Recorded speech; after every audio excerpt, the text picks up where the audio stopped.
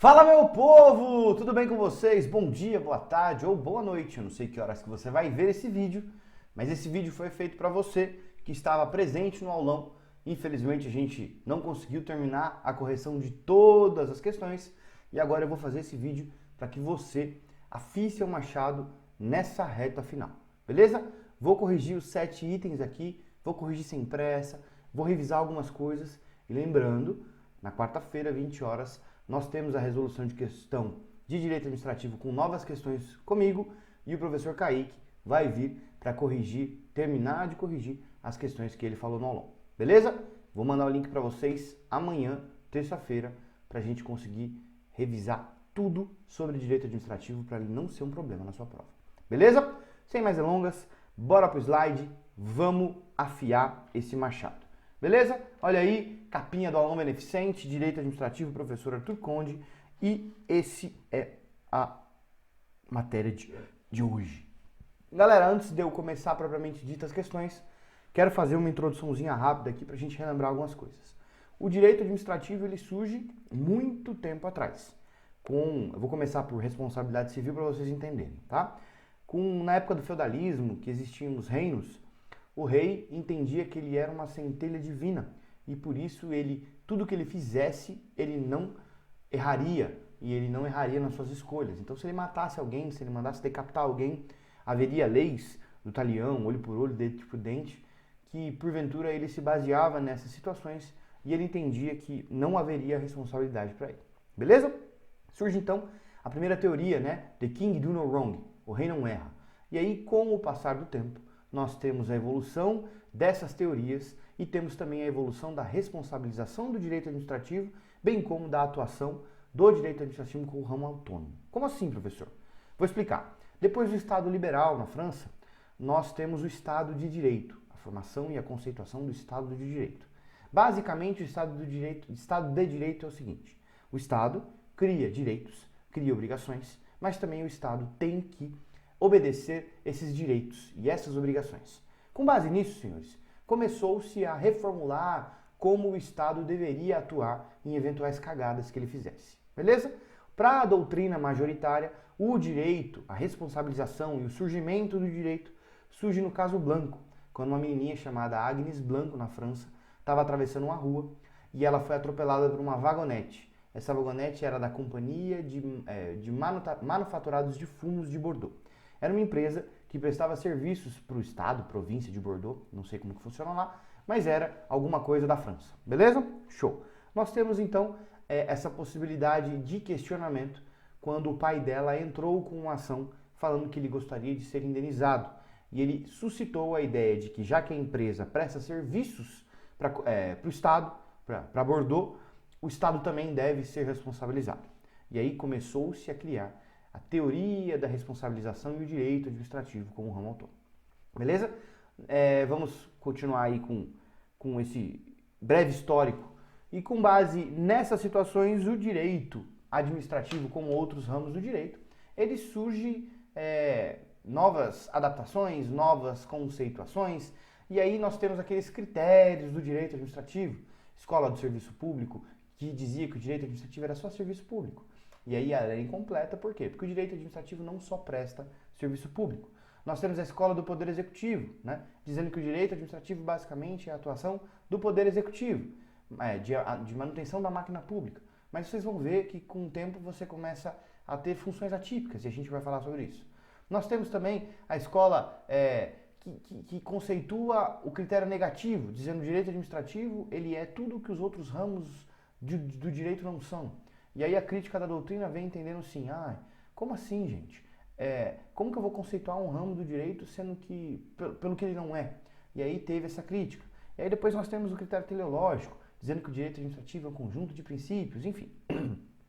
Passamos por várias alterações, mudanças de entendimento do que seria o direito administrativo, até nós chegarmos no critério do direito administrativo que nós atuamos, nós escolhemos, e Eli Lopes Meireles trouxe ele, que seria que o direito administrativo é um ramo, é um conjunto de princípios que visa resguardar a atuação da máquina pública, dos seus agentes, da prestação de serviços, de forma direta, concreta e imediata, tentando alcançar os fins desejados pelo Estado.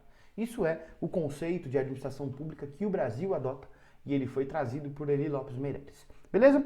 Vamos fazer então, rapidinho, só para vocês entenderem algumas situações aqui. O que significa conjunto de princípios e regras? Vamos colocar na tela toda, né? Mais fácil. O que significa conjunto de princípios e regras? Conjunto de princípios e regras, senhores, basicamente o direito administrativo ele é um ramo autônomo e ele possui princípios que baseiam a atividade estatal. Tanto é que, quando você vai estudar fontes, que daqui a pouco a gente vai estudar, você vai entender que o direito administrativo ele é um ramo do direito que é não codificado, ou seja, nós não temos um código de direito administrativo. Beleza? Então é um conjunto de princípios que visa resguardar a atuação dos seus agentes, dos seus prestadores de serviços, da atuação estatal como um todo. Porque o direito administrativo, na hora que você vê, ele tem a administração direta, que são os entes, União, Estado, DF, municípios, e a administração indireta, que são os entes que são criados por desconcentração. A gente vai conversar sobre isso. Autarquias, fundações públicas, sociedade de economia mista e empresas públicas. Beleza? Show! Então, o direito administrativo ele possui princípios próprios que atuam na atividade estatal, de forma direta, concreta e imediata. Essas três palavrinhas elas vieram para se diferenciar das funções estatais. Como assim? Forma direta. Forma direta significa que o direito administrativo, o ramo do direito administrativo, ele não precisa de provocação. Significa então, portanto, que isso se diferencia do poder da atividade jurisdicional, que a regra da atividade jurisdicional é o princípio da inércia, certo? O juiz fica sentadão lá, como a minha barriguinha aqui, só esperando as ações chegarem, certo? E aí ele ganha um lanchinho do tribunal, ele fica trabalhando nos processos, mas ele é, via de regra, provocado, certo? Então ele só vai atuar quando ele for provocado. Isso é o princípio da inércia. E o direito administrativo, ele, ao contrário da função jurisdicional, ele pode ser não provocado, ele pode agir de ofício, beleza? Show de bola. Função concreta, direta, concreta. A função concreta, ela veio para se diferenciar da atividade legislativa.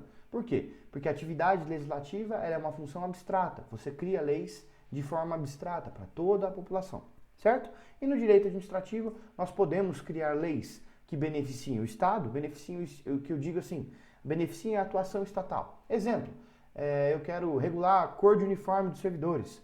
E aí, ela tem efeito interno na administração, certo? Eu vou dizer lá que, a partir de amanhã, mediante um decreto, a partir de amanhã, todos os servidores vão vir de calça, blazer e as mulheres também de traje social.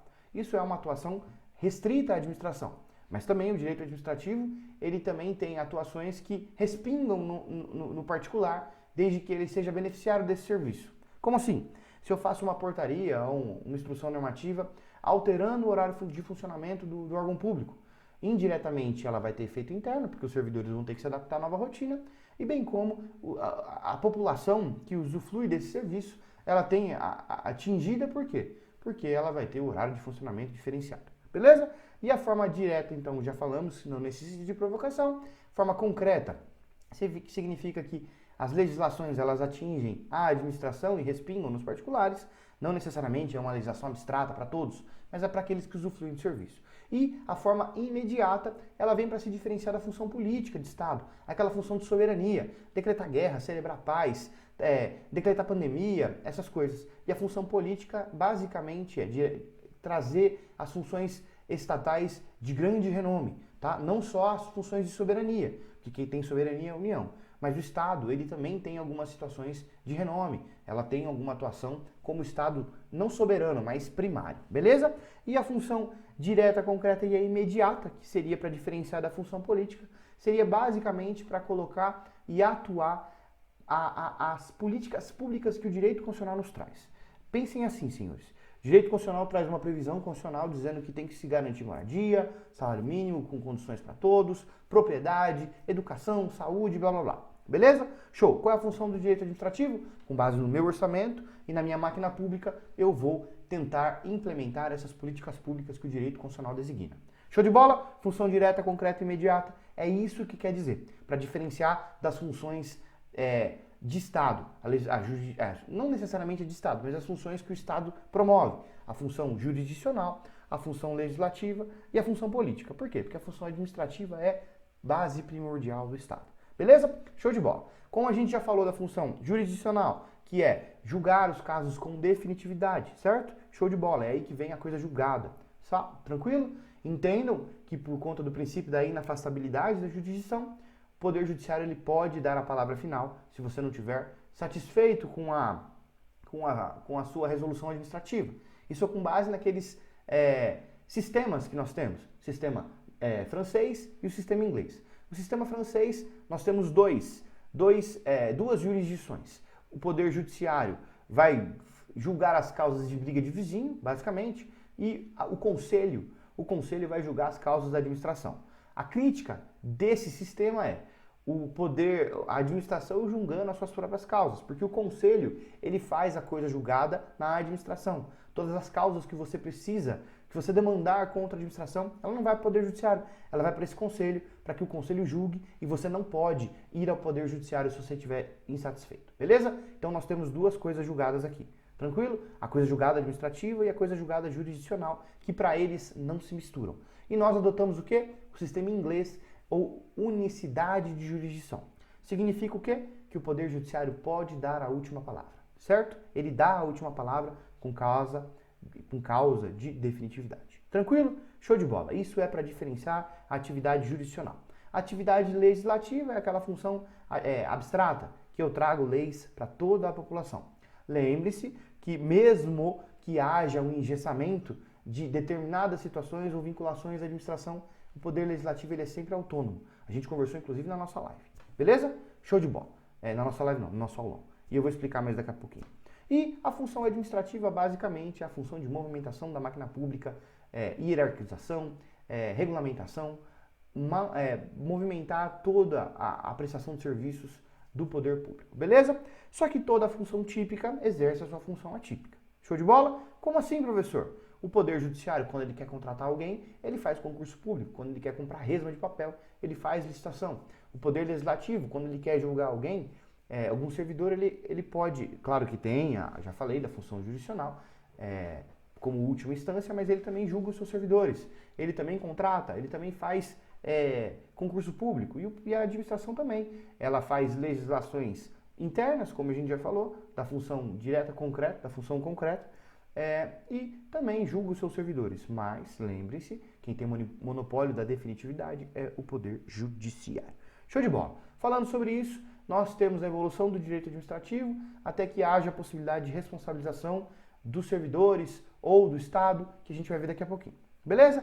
Show! Evoluiu o direito administrativo, adotamos um critério, falamos que o direito administrativo é um conjunto de princípios que visa determinar a atuação dos seus agentes, do seu Estado, da prestação de serviço de forma direta, concreta e imediata, dos fins desejados pelo Estado, que é basicamente o que eu conversei, da função imediata, que é a implementação de políticas públicas que o direito constitucional traz pra gente. Show de bola? E aí nós temos os princípios do direito administrativo. Entendam que todo princípio, eu disse isso no aulão e eu vou frisar para vocês que o CESP gosta muito desse tipo de assertivo. Todo princípio administrativo ele é constitucional, porque direta ou indiretamente nós temos previsão enraizada na nossa Carta Magna, na nossa Constituição. Show de bola? Nós temos princípios expressos? Temos. Temos princípios no artigo 5º, nós temos princípios no artigo 37 caput, nós temos princípios no artigo 97, que é dever de fundamentação das decisões, que existe doutrina que entende que isso se aplica ao Poder Judiciário e indiretamente se aplica à administração. Tanto é que no artigo 50 da Lei 9784 eu falo do dever de motivado à administração. Enfim, entendam que apesar de não ter expressa previsão na Constituição, os princípios administrativos eles são constitucionais, seja explícita ou implicitamente. Show de bola? Vamos falar do princípio da legalidade rapidinho? O LIMP, né? Vamos falar rapidinho do LIMP. Legalidade, eu tenho que agir conforme a lei. Impessoalidade, eu tenho que utilizar a máquina pública como bem público. Eu não posso utilizar minha vontade quando eu sou o administrador. Show de bola? Vedação à promoção pessoal, artigo 37, parágrafo 1º, significa o quê, senhores? Eu tenho que utilizar a máquina pública como bem público, eu não posso fazer promoções quando eu inauguro uma obra, enfim. Promoções que eu digo promover alguém no sentido de homenagear, tá bom? Se eu homenageio alguém, eu posso fazer isso pós-mortem. Tanto é que existem estados e cidades que têm nome de rua, viadutos com nome de pessoas que já morreram, já faleceram. Aí eu posso sim homenagear alguém. Pessoas vivas com intenção política, não. Tomem cuidado, por favor, com publicidade e propaganda. Apesar de toda essa situação, existem pessoas que enrustidamente tentam se promover com publicidade e propaganda. Beleza? Legalidade já foi, impessoalidade já foi, moralidade, tratar a administração pública com boa-fé, com probidade, com presteza, o trato do dinheiro público como um bem público. Tranquilo?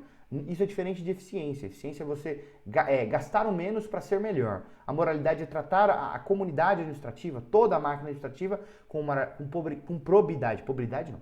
Probidade, boa-fé, isenção de impessoalidade. Show de bola? Tranquilo. Publicidade eu devo dar publicidade aos meus atos.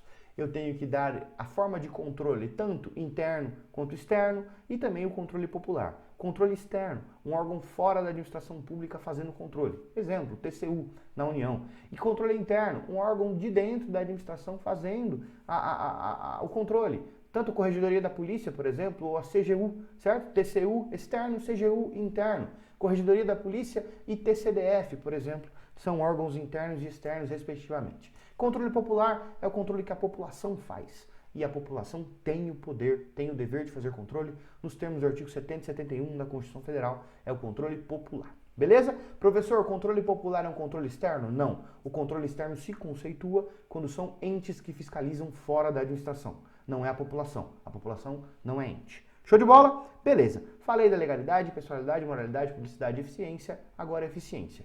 Eficiência, emenda 19 de 98, tem trazido, né, o princípio expresso da eficiência, que basicamente fazer o melhor serviço gastando o menor dinheiro, com a melhor qualidade gastando o menor dinheiro. Beleza? Atentem-se, eu falei isso no aulão ontem, mas eu vou repetir. Eficiência tem previsão implícita na redação originária da Constituição. Apesar de ter trazido explicitamente na emenda 19 de 98, nós temos implicitamente a previsão. E se for uma questão... Porque assim, o CESP gosta de princípios, gosta. Se ele quiser dificultar um pouquinho, ele pode perguntar da redação originária da Constituição se tem previsão de eficiência, e você vai dizer que está certo, porque no artigo 41 da Constituição fala que os servidores são avaliados, né, durante o estágio probatório, e uma das hipóteses de avaliação é o quê? Eficiência do servidor, se ele consegue dar conta da parada. Show de bola? Beleza. Nós temos então o princípio de eficiência. Contraditória e ampla defesa, o Kaique falou um pouquinho, mas eu vou repetir aqui, você saber do que você está sendo processado e utilizar todos os meios e defesas que são, assim, o direito de resposta, o direito de recurso é a ampla defesa. E o contraditório é saber do que você está sendo processado. Tomem cuidado com a defesa plena, que é aquela no tribunal do júri, que é aquele teatro e blá, blá, blá. Beleza?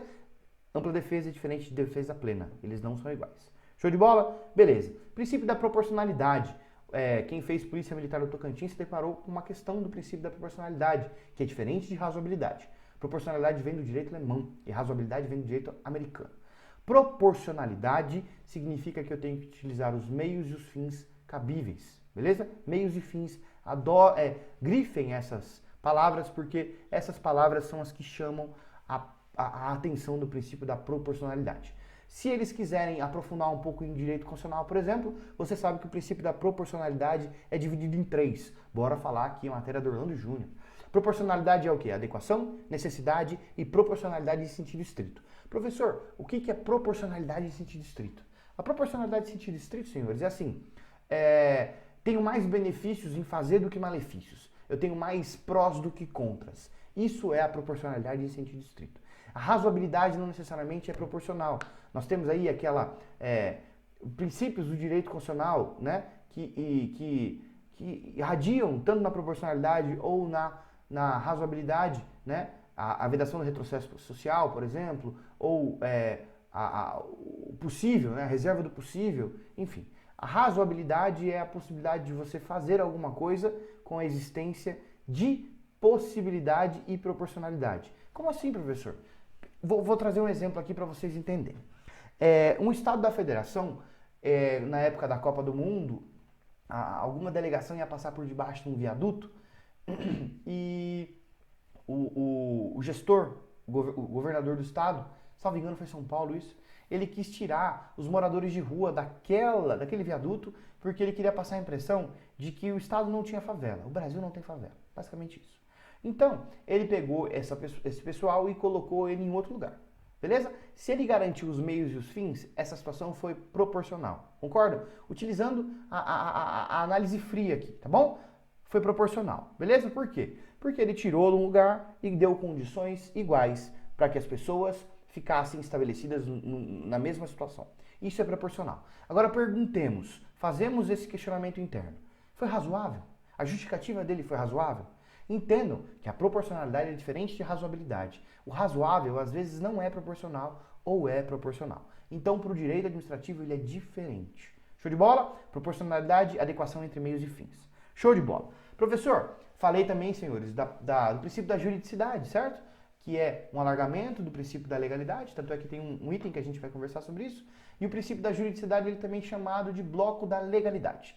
Basicamente assim, o princípio da legalidade ele é vinculado à lei e o princípio da juridicidade ele tem um arcabouço maior. É a atuação conforme o ordenamento jurídico, princípios, costumes, jurisprudências, tudo. Atentos, senhores, que eu esqueci de falar isso no aulão ontem. Basicamente é a LINDB. Nós temos o artigo 20, que tem uma redação muito legal para o direito administrativo, que ele fala que quando o administrador ele vai decidir alguma coisa, ele tem que entender que essas decisões causam efeitos. E ele tem que se basear nessas decisões, os efeitos que essa decisão causa. O nome disso é princípio do consequencialismo jurídico. Ou seja, o administrador ele tem que levar em conta a consequência da decisão dele. Então parem e pensem que isso também é um alargamento. Ele não fica basicamente nas suas decisões engessado, por exemplo, só com base na legislação. Ele pode utilizar princípios como o princípio da proporcionalidade ou razoabilidade nas suas decisões. Beleza? Show de bola. O que eu tinha de princípios para falar era isso. E nós temos a atuação da administração. Nós temos a atuação da administração como prestação de serviços públicos, que ela pode ser centralizada pelos entes da administração direta, União, Estados, DF e municípios, e descentralizada pelos entes da administração indireta, autarquias, fundações, empresas públicas e sociedades de economia mista. Como o edital de vocês não fala sobre a administração indireta, eu não vou falar basicamente dos 4 entes, beleza? Mas lembre-se que eles têm características comuns, que é a lei cria ou a lei autoriza. Então, a criação depende de lei, seja para criar, né, ou seja para autorizar. Autorização de lei, empresas públicas e sociedade de economia mista, e criação, fundações públicas e autarquias. Elas prestam serviços públicos, tanto como exploradora de atividade econômica ou prestação de serviços públicos, as administrações indiretas de regime privado, né, de direito privado, nos termos do artigo 173 da Constituição. Elas têm o controle finalístico, que basicamente o controle que a administração direta do ente centralizado tem pela indireta para saber se os fins que elas foram criados estão sendo cumpridos. Não é controle sobre a atuação, é sobre os fins que elas foram criados. Beleza? Show de bola, só para vocês entenderem aí. E nós temos 2 espécies de prestação de serviço, a descentralização e a desconcentração. A desconcentração é quando eu quero hierarquizar, quando eu quero trazer todo o organograma organizado do meu ente. Exemplo, eu crio um ministério e trago para eles tudo o que ele vai fazer. O ministério vai cuidar disso, disso, disso, disso, disso. Eu organizo hierarquicamente uma atuação administrativa. E a descentralização, desconcentração, eu crio um órgão, certo? Um ministério, e a descentralização eu crio um ente. Basicamente é o seguinte, eu tenho a prestação de serviço, mas eu não quero mais ela, certo? Eu não tenho mais interesse na prestação de serviço, então eu delego para alguém, certo? E eu tenho 2 formas de delegar. A descentralização eu crio um ente, ou seja, eu não tenho mais interesse em atuar naquele lugar, mas apesar de eu ter o monopólio daquela atuação, eu posso descentralizar por outorga, significa que eu dou para ela a prestação de serviços e a titularidade, e aí a espécie clássica é uma autarquia, e as agências reguladoras, com a nova lei, por exemplo, de 2018 ou 2019, elas têm essa função, certo? Prestar o serviço público e regular a atividade, certo? Eu tenho a função de ter o serviço público prestando e eu também regulo. Show de bola? Uma coisa importante, as situações que as agências reguladoras fazem são para as empresas que prestam serviços públicos. Significa que você não é obrigado a obedecer. Como assim? Quando você está lá viajando de avião, por exemplo, tem um bilhetinho lá assim. Você gostaria de colocar uma informação, o telefone para contato de uma pessoa? Significa que se o avião cair e você morrer, ele quer o contato de uma emergência, certo? Aí você coloca o seu telefone do seu crush, do seu pai, da sua mãe, mas lá embaixo tem assim, não quero prestar informações. Por quê? Porque você não é obrigado a obedecer às determinações que as agências reguladoras falam para as empresas. A agência reguladora fala, você tem que pedir contato de emergência. Por quê? Porque você tem que procurar alguém para contar. Mas o particular, se ele não quiser, não dá. Show de bola? Beleza. Agências reguladoras é muito importante, mas não cai na prova de vocês. Mas é uma forma de descentralização por outorga, porque eu passo o serviço e a titularidade. E a descentralização por delegação, certo? É como que eu faço, senhores? Eu só dou a prestação de serviços. Exemplo clássico, concessão de rodovias, molecada. Parem e pensem. A União tem o monopólio de legislar sobre trânsito e transporte, certo? E eu dou um pedaço de uma rodovia que ela está esburacada e fodida para uma empresa, para ela explorar durante um tempo e depois ela me devolve bonitinha. Beleza? Parcerias público-privadas é um exemplo de descentralização por delegação. Show? Beleza. Passando por descentralização, desconcentração, que são as formas de atividade, nós temos os poderes, nós temos as formas e nós temos a manifestação de atividade. Os poderes são 4, certo? O poder hierárquico, escalono, falei ontem mais ou menos isso. Poder disciplinar é de punir os servidores. E eu disse isso no aulão ontem, que o poder hierárquico, ele deriva do poder, o poder disciplinar deriva do poder hierárquico. Porque se eu escalonei, eu posso punir eventual transgressão disciplinar. Tomem cuidado. Poder hierárquico e poder disciplinar é diferente de hierarquia e disciplina no militarismo. Beleza? Show de bola. Poder regulamentar significa que a administração pode fazer atos para sua fiel atividade, para regulamentar as suas atividades. O professor Kaique falou uma situação ontem muito interessante, que a administração ela fica obedecida à lei, certo? Mas em algumas situações, mediante decreto, ela cria obrigações acessórias, responsabilizações acessórias. Isso é possível. E aí a gente deu exemplo, por exemplo, no próprio aulão, que eu não tenho um corpo para te cobrar, um corpo jurídico, físico para te cobrar. Eu posso te cobrar judicialmente? Posso. Mas se você não pagar uma multa, você vai ter uma ação judicial. Administrativamente você não vai sofrer nenhuma sanção. Diretamente. Mas indiretamente nós criamos obrigações acessórias. Por exemplo, beleza, você não precisa pagar a sua multa. Mas se você não pagar, você não renova o seu carro. Se você quer um benefício previdenciário, tudo bem. Você vai querer o benefício? Tudo bem. Mas você tem que cumprir esse e esse e esse requisito. Esses 4 requisitos. Isso é uma obrigação acessória. Por exemplo, você tem uma empresa, você não precisa pagar imposto, mas você tem a obrigação de emitir nota fiscal, certo? E aí a emissão de nota fiscal é uma obrigação acessória e, consequentemente, você paga o imposto. Então, parem e pensem. O poder regulamentar é a possibilidade que a administração tem de regular os seus atos para sua fiel atividade, e ela pode, sim, gerar obrigações acessórias, não obrigações diretas, porque a obrigação direta deriva da lei. Beleza? Poder de polícia é o poder que limita as propriedades, certo? É o limite que limita os direitos de propriedade e liberdade. Exemplo, limitação administrativa. Quando você tomar posse, você vai comprar um terreno à beira-mar lá de Aracaju, Porto de Galinhas e blá blá blá, só que você quer construir um resort de 156 andares. Só que lá em Aracaju ou, por exemplo, João Pessoa, você só pode construir 6 andares para não atrapalhar a circulação de vento. Você teve uma limitação no seu direito de propriedade, porque você tem um terreno, você pode construir, mas você só pode construir até aquele andar. Isso é uma limitação de propriedade. Beleza? Limitação de liberdade, por exemplo. Eu tenho o direito de ter uma atividade empresarial, eu tenho uma padaria, sei lá. Só que eu tenho limitações que eu posso ter que obedecer, por exemplo, os de máscara agora na pandemia, os de touca por vigilância sanitária. Eu tenho obrigações com azulejos, se eu tiver um açougue, por exemplo. E o poder de polícia ele tem a função de limitar algumas situações para que não haja transgressões, para que o particular, né, o beneficiário do serviço público, não tenha um serviço prestado de forma irrazoável. Beleza? Tomar uma aguinha. E o poder de polícia, uma coisa muito importante que eu esqueci de falar ontem no aulão, então vou frisar aqui agora. Tem um novo entendimento do STF que cabe a possibilidade de delegação do poder de polícia para pessoas jurídicas de direito privado. Vamos por partes. Galera, delegação de poder de polícia para pessoa jurídica de direito público sempre pôde, certo? Quem legisla sobre trânsito e transporte? A União. Ela descentralizou a atividade para o CONTRAN, por exemplo, certo? Conselho Nacional de Trânsito. Ela está passando a fiscalização para cá, concorda? Então houve a delegação do poder de polícia. Beleza, sempre pôde. Show de bola? Agora, o que tinha o questionamento era a possibilidade de delegação de pessoas jurídicas de direito privado, empresas públicas e sociedade de economia mista. O STF no ano passado disse que pode, desde que ela seja pessoa jurídica de direito privado e não esteja em regime concorrencial. Beleza? Nós temos 4 ciclos do poder de polícia, certo? Fiscalização, sanção, consentimento e a própria atividade. Beleza? Show. São 4 ciclos do poder de polícia e a sanção, o ciclo de sanção, ele pode ser delegado hoje para pessoas jurídicas de direito privado que sejam da administração indireta e tenham um regime não concorrencial. Significa, então, que eu posso delegar para empresas públicas e sociedade de economia mista a sanção do poder de polícia, lembrando sempre que o regime não pode ser concorrencial. Beleza? Esse julgado é novo, a possibilidade de cair na prova de vocês é grande. Professor, posso delegar atos materiais de poder de polícia? Sempre pode. Beleza? Por exemplo, o Detran, ele tem a possibilidade de fiscalizar o trânsito, certo? Só que ele não tem estrutura para fazer radares. Então ele contrata uma empresa e faz radar.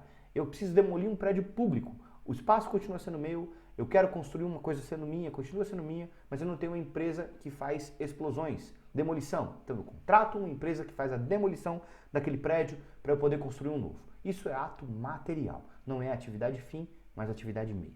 Beleza? Show de bola. Terminamos poderes. A gente já falou como a administração exerce atividade de forma centralizada ou descentralizada. Nós falamos dos poderes que ela tem de atuar e agora nós temos como ela atua, que é o ato administrativo.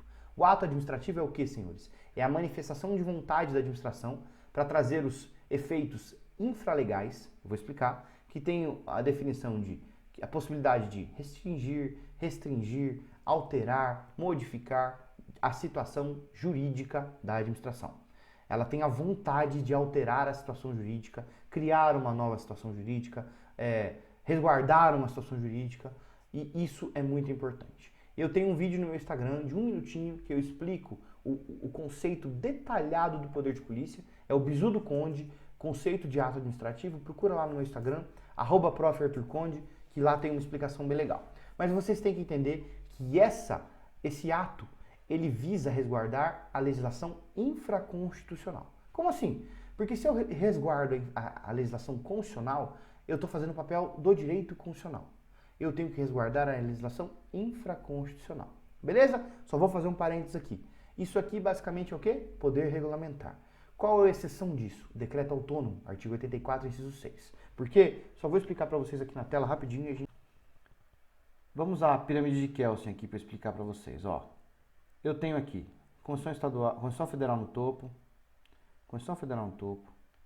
Eu tenho Constituições estaduais, certo? Eu tenho legislações, leis e decretos. Tranquilo? Decretos. Beleza? Isso aqui, o poder regulamentar é o quê? É o decreto regulamentando uma lei. Exemplo, já falei ontem na aula, mas eu vou dar de novo. A lei 11.343, drogas. Ele tem lá os tipos penais, trazer consigo, importar, tráfico, pena de tantos a tantos anos. Mas não fala qual é a substância entorpecente que causa dependência física ou química. Aí vem a portaria 344 da Anvisa e regulamenta a lei 11.343. 11.343, que é a lei de drogas. Isso é o quê? Poder regulamentar. Beleza? Show? Tranquilo. Sentido amplo. Em sentido estrito, nós temos o decreto regulamentar e o decreto autônomo, certo? O decreto regulamentar é aquele que cria obrigações acessórias que o Kaique já falou. E o decreto autônomo é o artigo 84, inciso 6 da Constituição Federal, que é assim, ó. Se liga. Constituição Estadual, leis e decretos. Certo? Basicamente, o decreto, ele regulamenta um dispositivo da Constituição. Por quê? Porque lá fala assim, compete privativamente ao presidente da República legislar sobre decreto, falar sobre administração pública, extinguir cargos públicos quando vagos, enfim. Isso é um decreto extinguindo cargos públicos quando vago que a lei criou, certo? Mas tem previsão constitucional. Então, o decreto autônomo é quando um decreto regulamenta um dispositivo da Constituição e o decreto regulamentar, ele está regulando, por exemplo, uma lei ou está criando obrigações acessórias. Beleza? Falando isso, vamos voltar aqui. Eu estava falando dos poderes, falei do ato administrativo, falei do conceito. Lembre-se, todo ato da administração é um ato administrativo? Errado. Todo ato administrativo é um ato da administração. Pense assim, ó. Ato da administração. E dentro nós temos o ato administrativo. Tranquilo? Todo ato administrativo é um ato da administração, mas nem todo ato da administração é um ato administrativo. Não tem a função de criar ou modificar situações. Por exemplo, ela tem só comunicar. Um atestado, uma certidão. E aí, já vou fazer um parênteses, um jabá para vocês tomarem cuidado. Se porventura eles vierem cobrar a diferença de atestado e certidão, por exemplo, lembrem-se de mim como oficial de justiça. Eu vou lá e intimo uma pessoa, certo? Show de bola. E aí eu vou e faço um documento que se chama certidão. E falo, certifico para os devidos fins que intimei fulano de tal, no horário tal, que recebeu contrafé e tomou nota de ciente. Certo? Beleza. Só que para e pensa. Isso aqui que eu estou fazendo não é uma certidão, é um atestado. É verdade. O próprio Poder Judiciário usa a nomenclatura errada. Exemplo, o que é certidão? Certidão seria se eu tivesse sentado lá no meu computador, no meu dia de plantão, viesse uma pessoa e batesse na minha porta e falasse assim, senhor oficial de justiça, você pode me ajudar? Posso. Eu queria saber se eu tenho algum processo contra mim. Você pode verificar para mim? Aí eu entro no sistema, verifico se o José das Couves responde a algum processo. Aí eu falo, não tem. Aí ele fala, você pode me dar isso por escrito? Que é uma certidão de nada consta. Certidão de nada consta. Significa que eu entrei no meu sistema e procurei dados. E aí eu certifico dizendo alguma coisa. Então significa que a certidão eu busquei em sistemas e eu estou dizendo que naquele sistema, naquele banco de dados, não tem a situação. Que é diferente do atestado. Atestado eu estou comunicando alguma coisa. Atesto para os devidos fins que o servidor Arthur Conde Everett, lotado na circunscrição judiciária do Gama, oficial de justiça, encontra-se afastado das suas atividades por estar com Covid. Eu estou atestando, eu não procurei em sistemas internos. Certidão eu procuro em sistemas internos e atestado eu comunico um fato. Na verdade, o que é certidão do oficial de justiça se chama atestado. Beleza? Então, tomem cuidado com isso. E esses atos, eles não têm o condão de modificar ou extinguir alguma coisa. Eles só comunicam, são atos enunciativos. Beleza? E são atos da administração. Eles não são atos administrativos. Show de bola? Beleza. Então, falamos do ato administrativo, conceito de ato administrativo, e o ato administrativo ele tem elementos. Competência, finalidade, forma, motivo e objeto. Falei cada um deles na aula, mas eu vou falar. Competência. Sempre tem um agente competente para a lei. Certo? Posso delegar? Posso avocar? Posso. Só não posso delegar, certo? Em 3 casos. Se a competência for exclusiva, julgamento de recursos, certo? E atos normativos. Competência exclusiva, julgamento de recursos e atos normativos. Anorex. Beleza? Show de bola. Posso avocar? Posso delegar? Posso. Posso delegar para todo mundo. Pergunta legalzinha para interdisciplinaridade do CESP. Posso afirmar, senhores, que a delegação de competência é uma ampliação do poder hierárquico? Sim. Posso, porque eu estou ampliando, eu estou dando mais competência para as pessoas. Delegação de competência é uma ampliação do poder hierárquico. Organização da administração. Show de bola? Beleza. Então eu posso delegar? Posso, só não posso em 3 casos que eu falei. E eu posso delegar para pessoas que estão vinculadas a mim ou outra pessoa. Show de bola? Só não posso delegar competência exclusiva, julgamento de recursos e atos normativos. Show de bola. Posso avocar? Posso, mas se eu for avocar, tem que ser temporário, a delegação também, certo? Mas a avocação é só para quem é subordinado a mim. Show de bola? Posso delegar para pessoas que estão no mesmo nível hierárquico que eu? Posso, mas eu posso avocar? Não, só de baixo. Beleza? Show de bola. Delegação e avocação de competência estão dentro do elemento competência. Artigos 11 a 15 da Lei 974, se você quiser revisar. Beleza, competência é isso. Finalidade é sempre o interesse público, a forma. A via de regra é escrita. Beleza? Mas você passou no concurso público, já está lá aqui, ó. Isso aqui, suponhamos que isso aqui seja o seu boleto de inscrição da Polícia Civil. Você fez a prova no domingo, e aí você vai comemorar, domingo encher a cara, e aí você está com um comprovante de inscrição pago, prova feita, e aí você para numa blitz, tá? Voltando para casa, encheu a cara, aí o guardinha, ou policial civil, ou militar, guardinha assim, né? O policial fala assim, encosta. Isso é um ato administrativo? Sim. O ato administrativo, via de regra, é escrito, mas ele pode ser sinalizado. Sinalizado, por exemplo, um semáforo, mas ele pode ser verbal. E aí o cara fala, encosta. Aí você chega, agora eu vou mostrar para esse desgramado aqui que eu estudei, beleza? Eu fiz aula de direito administrativo. Aí o cara fala assim, tudo bem? Boa noite. Boa noite. Habilitação e documento do veículo. Eu não vou obedecer porque, via de regra, os atos são escritos. Aí o cara fala assim, como é que é? Via de regra, a forma dos atos são escritos. Você não estudou direito administrativo para passar? Aí você quer escrito? Pum! Pronto, te dá um tapão e ele te regula. Via de regra, senhores, os atos são escritos sim, mas eles admitem outras modalidades, salvo quando a lei prevê que aquele ato deve ser escrito, mas lembre-se, competência e forma eles admitem convalidação. Só não posso convalidar a competência se for competência exclusiva. Lembra disso? Isso pode cair na sua prova também. Competência, finalidade, forma, motivo. O motivo é a justificativa que deu à prática do ato. Os atos. E a motivo e o objeto é uma situação. Cuidado que motivo é diferente de motivação. Vou dar um exemplo. Tomou posse como policial civil, está lá no plantão, seja como agente, seja como escrivão, toca o telefone. Bom dia, boa noite, boa noite. Então, a gente está precisando de apoio, está tendo uma manifestação na esplanada dos ministérios, eu queria que você ajude. A primeira coisa que o cara vai falar assim, escuta, você já ligou pra PM, né? Isso é função da PM. Aí o cara fala, não, já liguei, tá uma furdunça aqui, os caras estão fazendo uma algazarra, a gente precisa de alguém para disseminar, acabar com essa passeata, beleza? Qual foi o motivo? Você foi contatado para o quê? Para ir na passeata, certo? Qual é o objeto? Seu objeto, sua função lá é o quê? Acabar com a passeata. Entendam que é diferente, beleza? Motivo é diferente de objeto. E a motivação, que é um elemento do ato administrativo, é uma condição de eficácia do ato administrativo, ela fica dentro do objeto e não do motivo. Beleza? E aí nós temos também os atributos, que é o PAT, presunção de legitimidade, autoexecutoriedade, tipicidade e imperatividade. Presunção de legitimidade significa que o agente que fez presume-se legítimo. Tá? Autoexecutoriedade se divide em duas, eu falei ontem. Exigibilidade e executoriedade. Exigibilidade, cobranças indiretas. A administração pode cobrar, mas não de forma direta, porque quem cobra é a lei, lembra? Indiretamente eu posso cobrar algumas situações e o exemplo é, você quer renovar seu carro, você paga suas multas. Show de bola? Todo ato tem exigibilidade, mas nem todo ato tem executoriedade. Executoriedade é situações de urgência. E eu dei o exemplo ontem do carro do professor Deodato, que está parado lá na frente, o auditório está pegando fogo, e o bombeiro precisa parar lá e ele precisa guinchar o carro. Executoriedade. Executar sem o judiciário. Autoexecutoriedade significa a administração pode agir sem o judiciário.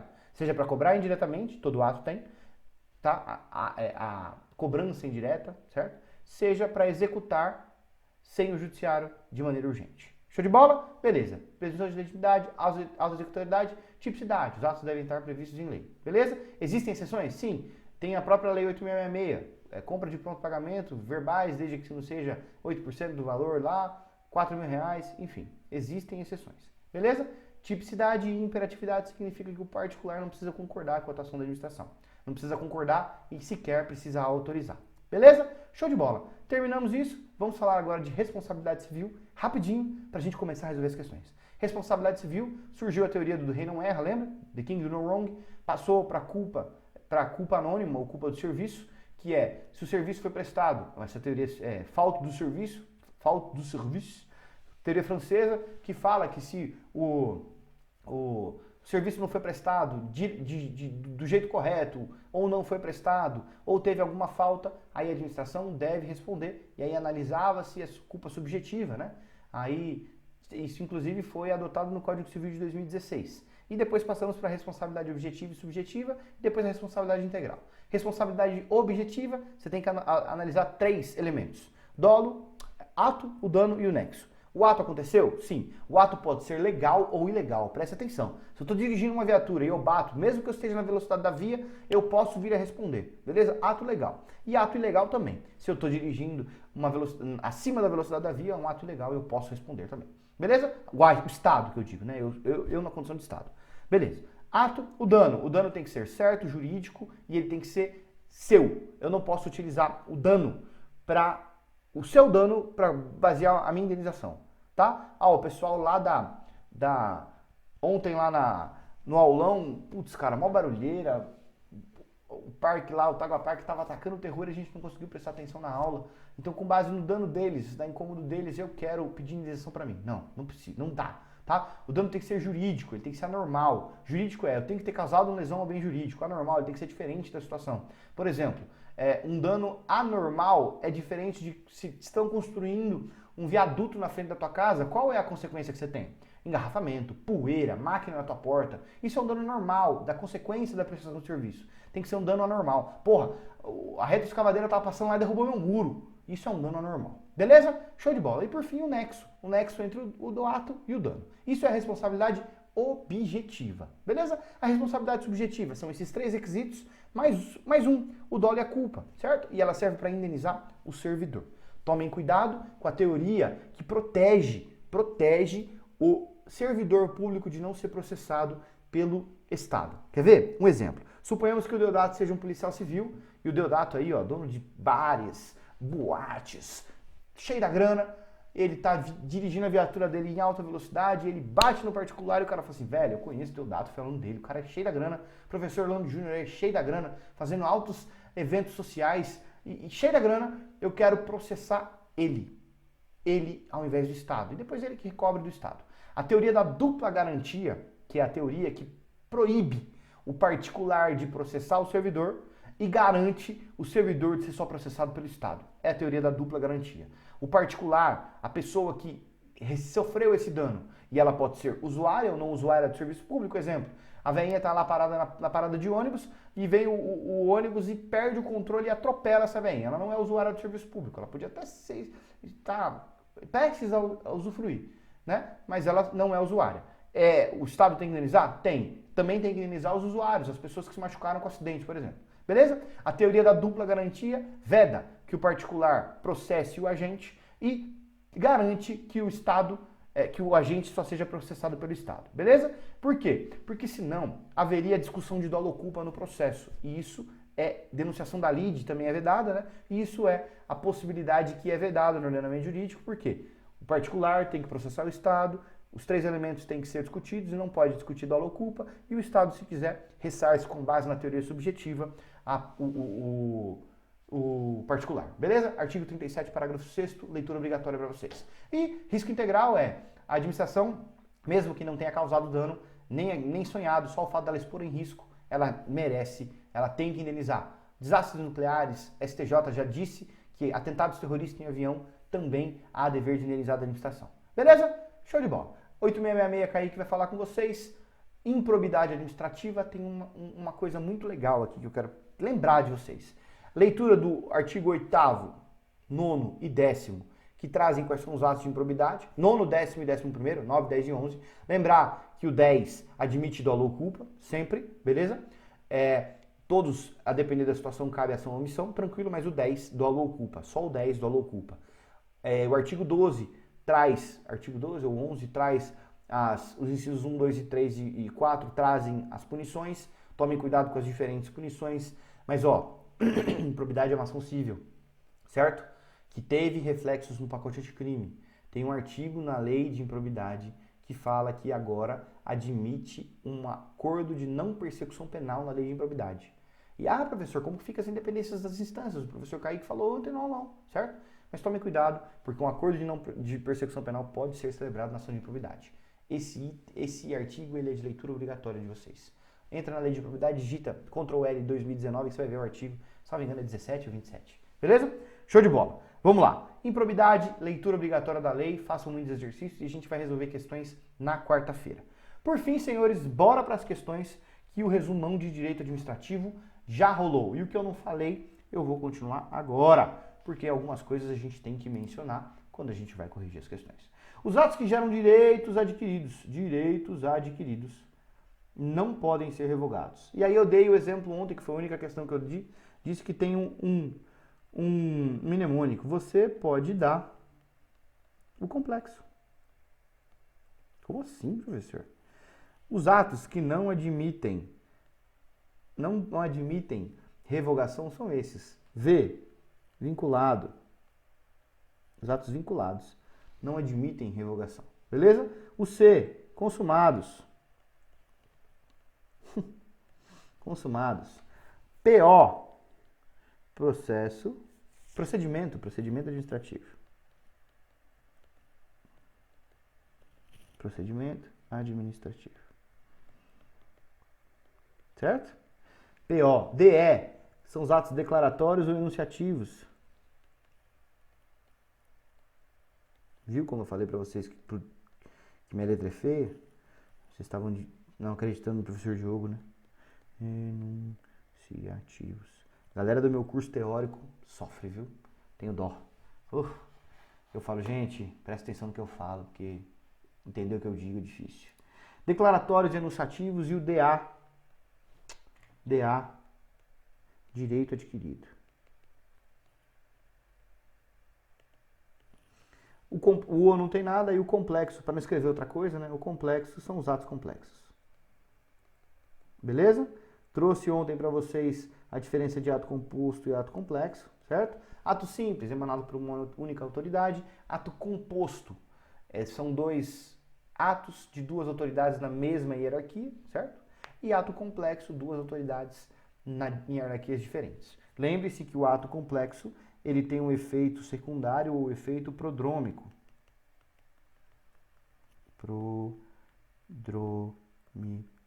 Eu tenho o ato A que com o ato B forma o ato C, certo? Qual é a intenção do indicação do ministro do STF pelo presidente? É direto já nomear o ministro. Eu quero nomear, mas ele tem que passar pela sabatina do Senado, certo? O efeito prodrômico, senhores, é isso aqui, ó. É o efeito que o ato A gera no ato B, o dever de manifestação. Isso aqui é o efeito prodrômico. O efeito do ato de cara, qual é? É o quê? Eu quero a nomeação. Eu já quero que isso aqui surja efeito. Mas para acontecer, eu tenho que, consequentemente, tirar a mora ou deixar em mora o ato B ou a autoridade B, certo? Isso aqui é o efeito prodrômico. Beleza? Prodrômico. Tranquilo? Então, o item tá o quê? Tá correto, porque os atos de direito adquirido, o DA, eles estão aqui. O VC pode dar o complexo, são os atos que não admitem revogação. Olha que coisa linda, beleza? Item certinho, coisa linda, coisa de Deus e bora lá. As certidões emitidas pela administração pública possuem fé pública, tá certo? Pois um dos atributos dos atos administrativos é a sua presunção de veracidade. Falando já, né, do PAT, item tá certo, presunção de legitimidade ou de veracidade, tá correto. Lembre-se, essa presunção é relativa, certo? Ou seja, se eu estou desconfiando, eu tenho que provar. Ou seja, o ônus é de quem alega, beleza? A presunção é relativa, e o ônus de quem alega. Tranquilo? Show de bola, facinha essa questão. Eu trouxe essas questões idiotas, que eu digo assim, mas é para vocês, basicamente, é o quê? Pra gente conversar sobre tudo de direito administrativo, tá? Entendo que as questões não vão vir mais difíceis que isso, alguns peguinhas que eu entendo que são inteligentes, e aí eu já trouxe as considerações. Vamos lá. A administração pública poderá o quê? Revogar os seus atos administrativos que possuam um vício que os tornem ilegais, ainda que o ato revogatório não tenha sido determinado pelo Poder Judiciário. Pensa assim, é a súmula 473 do STF, que vai falar lá que a administração pode anular, o Poder Judiciário pode anular os atos que são evados de vício. Então, a administração, ela tem o poder de anular ou revogar, certo? Beleza. Qual é o nome disso aqui? Autotutela. Tutela. Ou na PRF caiu sindicabilidade. Beleza? O princípio da autotutela obriga a administração a anular os atos com defeitos inconvenientes com a revogação. Ó, eu anulo os atos ilegais e eu revogo os inconvenientes inoportunos. Certo? Inoportunos.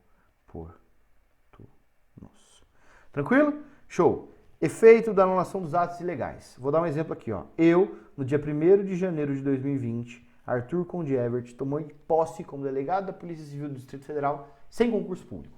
Beleza? Continuei praticando um monte de atos aqui, ó. Prendi gente, apreendi carro, devolvi carro para vítima. Loucura.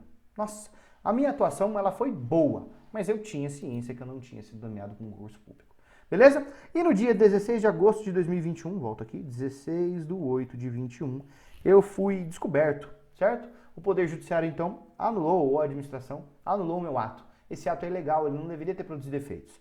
Ou seja, ele deve retroagir o efeito ex tunc, certo? Agora eu quero fazer um aprofundamento aqui com vocês. O efeito ex tunc, ele deve retroagir desde o início, tranquilo? Mas, ó, senhores, como que ficam essas situações aqui, a minha atuação, durante 1 ano e 8 meses e 15 dias aí, certo? Eu prendi gente, eu prejudiquei gente, que eu digo prejudicar no sentido que eu restringi a liberdade dele, certo? Eu devolvi carro de vítimas e eu fiz o zaralho todo lá, eu aprendi droga, interceptei telefone com base de autorização judicial, um bom delegado, eu fui um bom delegado, ouvi gente e tal. Senhores, teoria da aparência, beleza? Teoria da aparência é isso aqui. Os atos presumem-se legais, mesmo que a pessoa não seja, porque ela tinha competência para ser, ela aparentava ter competência. Se eu quiser questionar isso, eu vou questionar no Poder Judiciário, caso a caso, porque assim, suponhamos que eu seja o dono do carro, que eu fui vítima de roubo e o delegado Arthur foi restituir meu carro. Eu vou ter interesse em questionar, falar assim, eu quero que você troque o papel aí, porque você não é um delegado de verdade, eu quero que o meu papel aqui seja escrito com um delegado de verdade. Tô cagando, meu carro já tá lá, certo? Então, se houver prejuízo na minha atuação, com base, né, na teoria da aparência, eu tenho que questionar o judiciário ou questionar a administração para anular esse ato. Beleza? Basicamente vai para o Poder Judiciário. Beleza? Show. E o Judiciário, ele pode o quê? Anular atos. Por quê? Porque o Judiciário, ele tende a decretar os atos ilegais, porque a conveniência e oportunidade é o quê? Mérito administrativo. E o Judiciário não pode entrar no mérito administrativo. Professor, o Judiciário pode anular um ato vinculado? Pode. O Judiciário pode anular um ato discricionário, aquele que eu tenho liberdade de atuação, mesmo que seja com a lei? Posso, desde que eu não entre no mérito. Por quê? Princípio da inafastabilidade da jurisdição. Artigo 5º, inciso 12 ou 13. Beleza? Então, o Judiciário pode anular atos discricionários ou vinculados. E nos discricionários ele não pode entrar no mérito. Show de bola? O item está errado porque a administração pública, quando ela revoga um ato, os atos inconvenientes e inoportunos. Lembra-se assim, ó, a sua sogra, ela deve ser revogada da tua vida. Quando você termina com o seu esposo ou com sua esposa, a partir daquele dia ela continua sendo sua sogra? Juridicamente sim, né? Cunhado. Cunhado, ele não vai ser seu cunhado. Beleza? Nunca mais. Você terminou com seu esposo, com a sua esposa, com o seu namorado, ele não vai ser mais. Então, a sua sogra, ela tem que ser revogada da tua vida e aquele que nunca deveria existir, né, é o seu cunhado. Show de bola? Show de bola. Então, a sua sogra deve ser revogada e o seu cunhado deve ser anulado. Ou seja, os atos ilegais, eles devem ser o quê? Devem ser o quê? Oh, eu fui fazer um negócio e fiz outro aqui. Os atos ilegais, eles devem ser o quê? Anulados. Beleza? O item está errado. Tome atento com a súmula 473 do STF. Show de bola? Beleza. 4. A responsabilidade civil da pessoa jurídica de direito público, via de regra, né, objetiva, pelos atos causados pelos seus agentes é objetiva, enquanto a responsabilidade civil dos seus agentes públicos é subjetiva. Senhores, e aí? Certo, errado, cerrado, não quero falar nada. Senhores, pessoa jurídica de direito público é o quê? Objetiva. Certo? Ato, dano e o nexo. Certo? Ato, dano e nexo. Certo? Pessoa jurídica de direito privado. Ele é o quê? Subjetiva. Que na análise eu tenho esses três, mais dolo e culpa. Show de bola? Item certinho, tranquilo, bonitão. Esse próximo item é o que eu aposto para vocês que podem cair como responsabilidade objetiva. Vamos ler com calma que eu vou explicar para vocês. Deixa eu só mudar a caneta aqui. Vamos lá. O município poderá ser condenado ao pagamento de indenização por danos causados por uma conduta de agentes da Guarda Municipal, ainda que tais danos tenham decorrido de uma conduta amparada por causa de excludente de licitude penal, expressamente reconhecida em sentença transitada em julgado. Lembra que eu falei para você que o dano, ele pode ser, o dano não, o ato, a conduta, ele pode ser lícito ou ilícito? Administrativamente, penalmente, eu vou ter isenção aqui nos termos do artigo 23? Sim. Quais são os casos, né, de conduta por excludente de licitude? Né? Legítima defesa, excludente de licitude, certo? Qual mais, professor? Qual mais? Exercício irregular de direito? Qual mais, professor? Estrito cumprimento do dever legal. Show de bola? Direito penal aqui também, meu povo. Beleza? Conduta foi lícita? Foi. Mas mesmo assim a pessoa pode ser indenizada? Pode. Por quê? Quando a gente está falando de responsabilidade objetiva, e eu quero que vocês tomem cuidado com isso, porque isso acontece muito nos casos de acautelados, né? E vocês, na condição de policiais civis, vocês vão estar acautelando pessoas, né? Guardando pessoas. Nós temos a análise do fortuito, que ele pode ser interno ou externo. Fortuito interno e fortuito externo podem ou não retirar a responsabilização do Estado. Fortuito interno. Vou trazer a situação que foi trazida no julgado, tá bom? Dia de visita de presídio, a mulher foi visitar o marido que está preso, houve uma rebelião e houve um estupro coletivo na mulher. E aí a mulher pediu indenização e o Estado falou assim, não, o Estado não tem culpa que houve rebelião, mas o Estado tem culpa de não garantir a segurança dela. Isso é um fortuito interno que cabe a possibilidade de responsabilização. Preso que se mata em cela, ou preso que mata outro em cela, fortuito interno. A administração tem o dever de resguardar a situação. Agora o outro caso, que é o fortuito externo, que também foi um caso que o STJ julgou, O preso está lá no pátio, no seu banho de sol, correndo na chuva, banho de sol na chuva, correndo e um raio caiu na cabeça dele. E aí o Estado disse assim, ó, não tem como prever, né, e tal, enfim.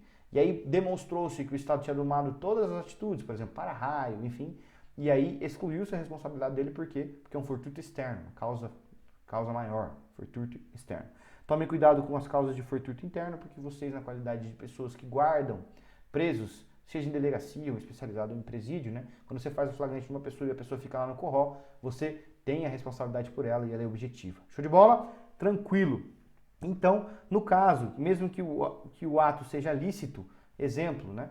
Eu agi em legítima defesa, em estrito cumprimento de dever legal, numa excludente de licitude, mesmo assim o Estado, em algumas situações, ele deve indenizar. O item está certo, ele é bonito, esse item é inteligente, tomem cuidado e tomem cuidado com a análise do fortuito. Tem o julgado do STJ, que eu vou pedir a permissão para vocês para ler, porque, né? Enfim, vou ler aqui para vocês. Segundo a orientação jurisprudencial do STJ, a administração pública pode ser condenada ao pagamento de indenização pelos danos cíveis causados por uma ação de seus agentes, mesmo que consequentes de uma causa de excludente da licitude. Beleza? Esse julgado do STJ, muito importante, tomem cuidado, esse item está certo.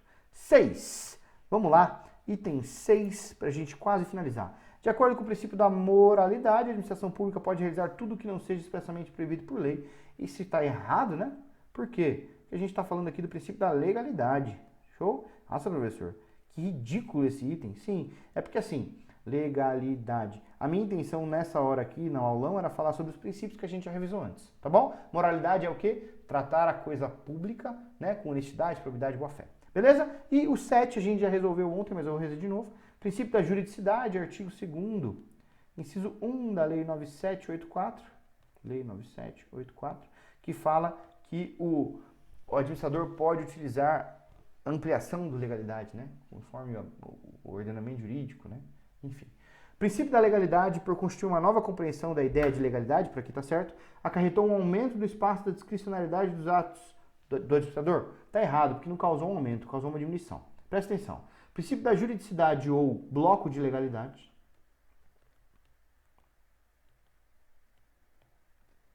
Princípio da juridicidade ou bloco de legalidade. Princípio da legalidade, o administrador fica engessado aqui. Princípio da juridicidade, ele pode agir conforme o ordenamento jurídico, ou seja, tem um espectro maior aqui. Só que o fato dele atuar com um espectro maior não significa que ele vai ter mais liberdade de escolha. Ele vai ter menos, porque ele vai ter um arcabouço maior para decidir, mas para escolher ele vai ter menor. Beleza?